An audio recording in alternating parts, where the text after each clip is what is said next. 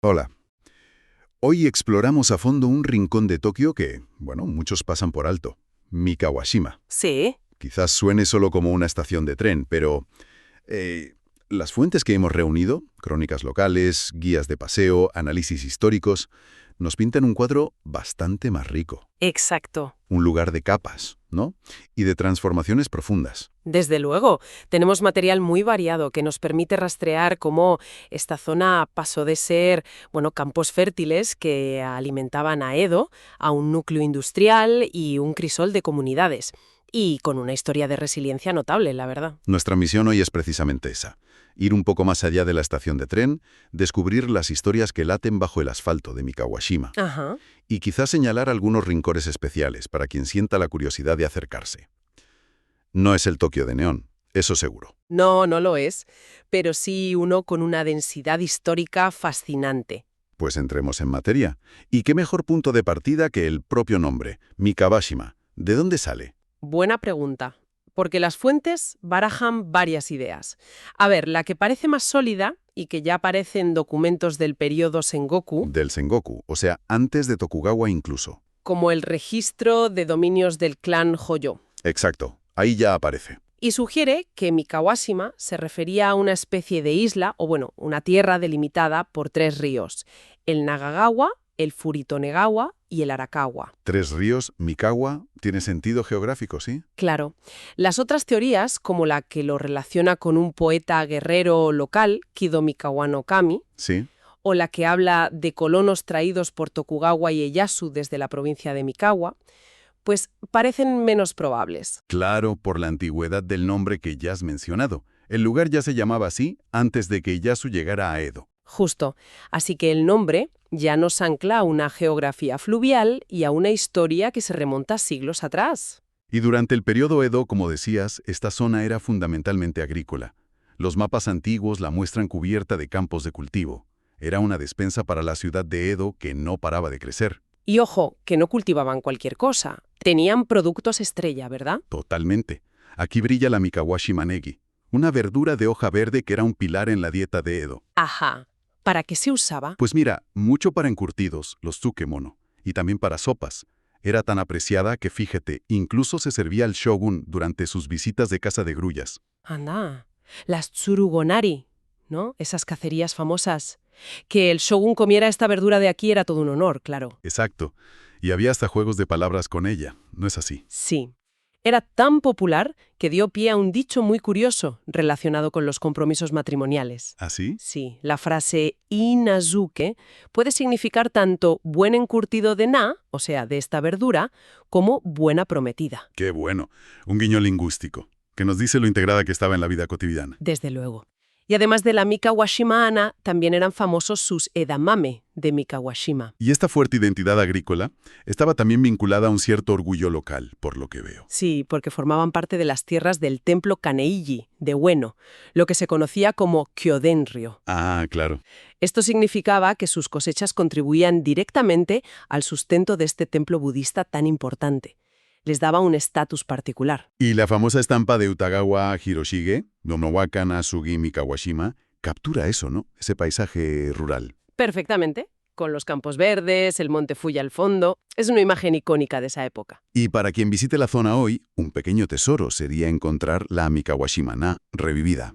Ah, se ha recuperado. Parece que sí, que se ha recuperado su cultivo, aunque sea en otras partes de Tokio. Incluso los escudos de algunas escuelas primarias locales, como la escuela Kiada, la incluyen como símbolo. Qué curioso. Y como vestigios de esas visitas del shogun, quedan dos templos importantes, Kanonji y Hokkaiji. Eran lugares de descanso para él durante las cacerías Tsurgunari. Vale. Y no podemos olvidar el santuario Mikawashima Inari. Su nombre dio origen al del cruce de Miyagi, que sigue siendo un punto clave del barrio. Entendido. Pero bueno, este paisaje tan rural no duró para siempre, claro. La modernización de Japón en la era Meiji lo cambió todo. Así es. El punto de inflexión fue sin duda la llegada del ferrocarril. La estación de Mikawashima se inauguró en 1905. Cierto. Y eso conectó la zona con el resto de la ciudad y del país de una forma totalmente nueva. Rápidamente los campos empezaron a ceder terreno a viviendas y, sobre todo, a la industria. Claro. Mikawashima se convirtió en un nudo logístico importante, especialmente para el transporte de materias primas como textiles, papel. Y aquí vemos un patrón interesante que se repite en muchas grandes ciudades, ¿verdad? Mikawashima adoptó el rol de lo que podríamos llamar la periferia funcional de Tokio. Exacto. Empezó a albergar instalaciones que eran esenciales para la modernización, pero que la ciudad central prefería mantener alejadas. ¿Por qué? Por el espacio, el humo, los olores, básicamente las funciones necesarias, pero, digamos, poco deseables. Las fuentes nos dan ejemplos muy concretos de esto. Uno que a mí me parece impresionante es la planta de tratamiento de aguas residuales de Mikawashima. Ah, sí, hoy es el centro de regeneración de agua, ¿no? Eso es. Fue la primera planta moderna de tratamiento de aguas residuales de todo Japón. Se inauguró en 1922. Casi nada. Y sus edificios originales de ladrillo rojo son espectaculares. De hecho, están catalogados como bien de interés cultural tangible. Una joya de la ingeniería de principios del siglo XX, vamos. Otro sector clave que encontró acomodo en Mikawashima fue la industria del cuero y el procesamiento de carne, incluyendo los mataderos, los totsatsuyo. Sí. Estas actividades, a menudo consideradas impuras o molestas, se trasladaron desde otras zonas como Sumida, que se estaban volviendo más residenciales. Y Mikawashima se consolidó como un centro principal, sobre todo para el procesamiento de la piel de cerdo. Llegó a ser uno de los mayores productores de Japón. Y la lista de instalaciones incómodas no termina ahí. Las crónicas mencionan un crematorio cercano, el de Machiya, Ajá. fábricas de fertilizantes, de aceites, e incluso una instalación que llama mucho la atención, la fábrica ENA. Sí, eso es bastante particular. Según se describe, procesaba tejidos humanos como placentas y fetos. Uf, ¿para qué? Pues probablemente para investigación o para elaborar productos farmacéuticos de la época. Es un detalle bastante crudo, la verdad. Sí que lo es. Revela la complejidad y, bueno, la naturaleza a veces oculta de las industrias que sostenían la metrópoli. Y mencionan que esta fábrica ENA tenía incluso un pequeño santuario dentro, seguramente para realizar ritos de purificación o de respeto por los materiales que manejaban. Tiene sentido. Y esas capas de historia industrial también son visibles hoy, si uno se fija. En los muros de ladrillo de antiguas fábricas, algunos tienen estilos de construcción muy específicos, como el Nagatesumi, de la era Taisho, o el Igirisusumi, el estilo inglés, de la era Meiji. Son como cicatrices arquitectónicas. Claro. Y toda esta concentración industrial, especialmente la relacionada con trabajos duros o socialmente menos valorados, creó una gran demanda de mano de obra. Exactamente. Y esto atrajo a muchos trabajadores. Entre ellos, un número muy significativo de inmigrantes coreanos. Ajá. Llegaron principalmente antes de la Segunda Guerra Mundial, y una gran proporción venía de la isla de Jeju. Buscaban oportunidades en estas nuevas industrias. Y así nació el barrio coreano histórico de Mikawashima. Es interesante que las fuentes subrayan que este barrio es anterior al de Shinokubo, que es mucho más conocido hoy en día. Sí, y que tiene un carácter diferente, más integrado en la vida cotidiana del barrio, ¿sabes? Menos enfocado al turismo o al K-pop como Shinokubo. Claro, más auténtico, quizá. Totalmente. Los primeros inmigrantes coreanos se establecieron y empezaron negocios adaptados al entorno. Abrieron restaurantes de yakiniku, la barbacoa coreana. Aprovechando quizá los cortes de carne menos nobles que podían conseguir de los mataderos cercanos, ¿no? Es muy probable. Otros encontraron trabajo en las curtidurías, y esta afluencia de trabajadores también generó una necesidad de vivienda. Eso llevó a construir los apartamentos Dojunkai. Que fueron de los primeros proyectos de vivienda social moderna en Japón. Efectivamente. Ujú. Y conectando todo esto con posibles visitas con esas joyas ocultas, hay varios puntos que merecen la pena, ¿no? Sí. El centro de regeneración de agua, por ejemplo. Aunque no siempre se pueda entrar a las instalaciones operativas, se pueden admirar esos impresionantes edificios históricos de ladrillo desde fuera. Y en algunas épocas abren partes al público, ¿verdad? Como con los cerezos en flor. Eso dicen. Y justo encima, aprovechando el terreno, se construyó el Parque Natural de Arakawa, un espacio verde fantástico con piscina, un circuito de educación vial para niños, vistas al río Sumida. Está muy bien. Luego está la vida de barrio más auténtica. La calle comercial Mikawashima-Ginza. Bueno, o Shotengai, como se dice más propiamente. Sí, la calle comercial de barrio. Todavía conserva tiendas con solera, pequeños locales de tofu, pastelerías tradicionales de wagashi. Y en las calles de alrededor, claro, La presencia coreana es palpable. Hay tiendas de alimentación coreana, como la Maman Shoten que mencionan, para comprar kimchi casero. Ajá. Y restaurantes de barbacoa. Uno se hizo particularmente famoso, el Shinmi Ichiro, por salir en la serie de televisión Kodoku no Grume. Ah, sí, el gourmet solitario. Aunque es curioso porque es conocido por su mapo tofu de varios colores, que es más bien chino, pero ilustra esa mezcla cultural de la zona. Exacto. Y no podemos olvidar las izakayas, las tabernas locales. Son lugares ideales para experimentar eso que llaman shitamachi ninjo. Esa calidez humana, esa cercanía típica de los barrios populares de Tokio. Sí, y como decías antes, simplemente pasear y buscar esos viejos muros de ladrillo, ¿no? Los testigos mudos de la época industrial. Eso es. Pero la historia de Mikawashima no es solo de trabajo y comunidad. También está marcada por la tragedia. Sí, las fuentes dedican bastante espacio al accidente de Mikawashima, de 1962. Fue uno de los peores desastres ferroviarios de la historia de Japón. Un suceso terrible. Los detalles son escalofriantes, la verdad. Muestran una concatenación fatal de errores y, mala suerte.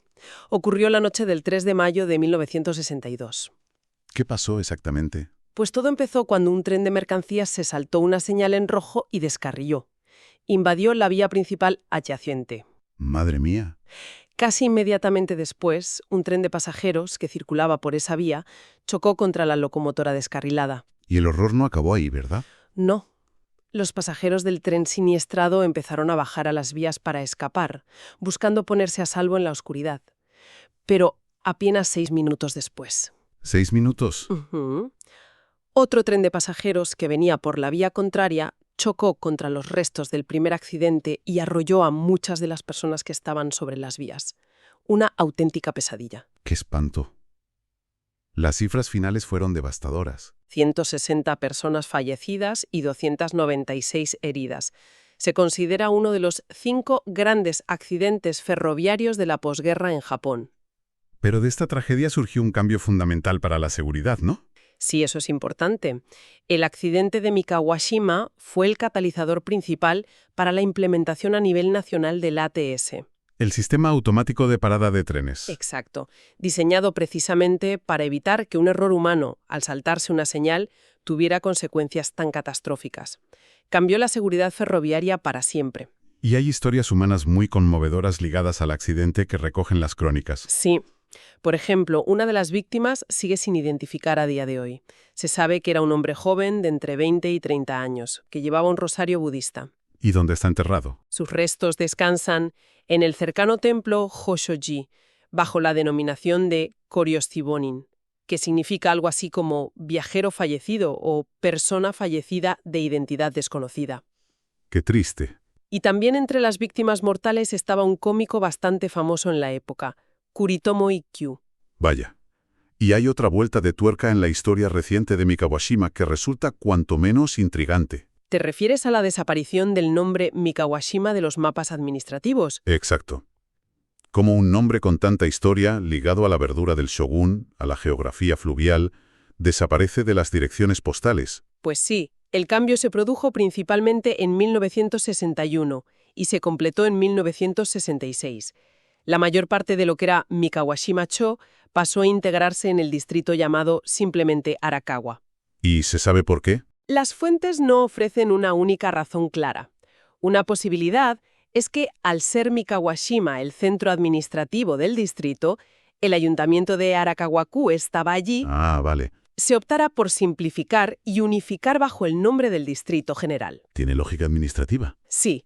Otra teoría que circula a nivel popular, pero que la cronología parece desmentir, es que se intentó borrar la imagen negativa asociada al accidente de tren. Pero si el cambio principal fue en 1961 y el accidente en 1962. ¡Exacto! Esa segunda teoría parece menos probable, ¿no? No encaja del todo la cronología para que esa fuera la causa principal, aunque quizás el accidente reforzó la decisión o aceleró el proceso final.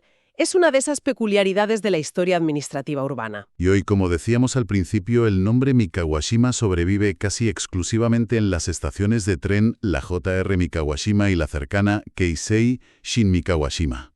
¿Y en el nombre de algunos comercios o asociaciones locales? Poco más. Y esta parte de la historia también tiene sus lugares de memoria o reflexión. Una visita al templo Yoshoji es significativa, ¿no? Mucho, no solo por la tumba del viajero desconocido, sino porque allí se erigió una estatua canon dedicada a todas las víctimas del accidente de 1962. Es un lugar para el recuerdo. Otro punto interesante puede ser detenerse en el puente Shinmikawashima. Sí, el que cruza las vías del tren cerca de la estación JR. Desde allí se tiene una perspectiva directa de las líneas Giovanni-Keisei donde ocurrió la tragedia. Es un lugar que invita a reflexionar sobre el accidente, pero también sobre cómo impulsó mejoras cruciales en la seguridad ferroviaria que hoy damos por sentadas. Totalmente. Y para conectar con una atmósfera diferente, más pausada, que evoca otros tiempos, las fuentes sugieren un viaje en la línea de tranvía Toden-Arakawa. Ah, el tranvía, ahora rebautizado como Tokyo Sakura Tram. Eso es. Es una de las pocas líneas de tranvía que quedan en Tokio. Atraviesa esta zona y ofrece una visión encantadora y, bueno, nostálgica de estos barrios cargados de historia. Así que, recapitulando un poco, Mikawashima emerge de estas fuentes no como un lugar anodino, sino como un palimpsesto, ¿no? Totalmente. Capas de historia agrícola del periodo Edo, la transformación industrial de Meiji y Taisho, la llegada de comunidades migrantes, la tragedia del accidente, la resiliencia de sus gentes. Es fascinante. Como decían algunas de las crónicas, quizás Mikawashima es un distrito más para leer atentamente que para simplemente ver de pasada. Estoy de acuerdo. Su verdadero encanto no está en monumentos espectaculares, sino en esa densidad histórica, en las cicatrices y en la vitalidad cotidiana que se percibe en sus calles. La complejidad es su atractivo, la mezcla de lo antiguo y lo moderno, de lo japonés y lo coreano, de la industria pesada y la vida de barrio tranquila. Exacto. Y esto nos deja con una reflexión para quien nos escucha, ¿no? En una ciudad como Tokio, que se reinventa constantemente a un ritmo vertiginoso, Sí. ¿qué nos enseña la historia de Mikawashima sobre cómo las metrópolis gestionan y a menudo ocultan sus funciones esenciales pero menos glamurosas? Sobre la adaptación al cambio. Y quizás una pregunta aún más profunda que subyace en estas historias. ¿Cómo consigue un lugar mantener su identidad, su espíritu, incluso cuando su propio nombre empieza a borrarse de los mapas oficiales? Es algo en lo que pensar, desde luego. Tal vez mientras se pasea por esas mismas calles de Mikawashima.